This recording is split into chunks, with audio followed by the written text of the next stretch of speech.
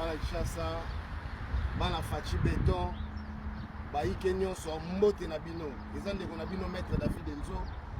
Merci et belé.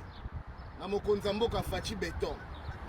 Merci, Excellence, Constant Moutamba, ministre de la Justice. Merci, Excellence, Jacques Chaban, ministre intérieur. Kabila yo, foyou o musenti, bololé.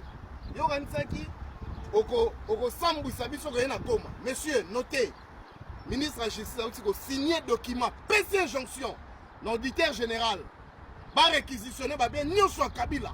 Et toute affaire cessante, bon Lukaye, si nous sommes lito kangaye.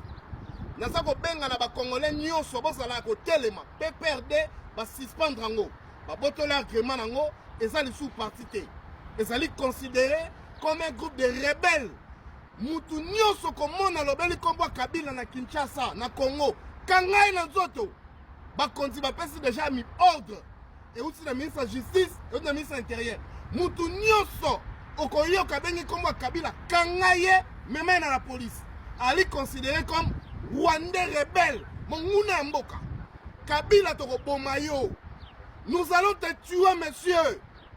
Yo Rwandais moussendi morobo minu jaune. Oye na mboka salité solo. Oye lelo impossible biso intimide biso. Mais c'est aussi la nayo. Toi aussi la nayo Kabila. Bande boso vidéo bo penser yango. Yango wana awa. Bana Belgique, ya Luxembourg, ya Allemagne.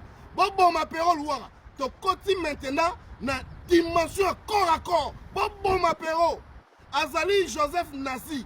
A comme ça la communication rébellion. Bon apéro. Voilà. Il y a un mettre David Enzo. On va vidéo penser. Kabila. Tobare Sili. Fachi Beton Sanami. Fachi Ali. Merci.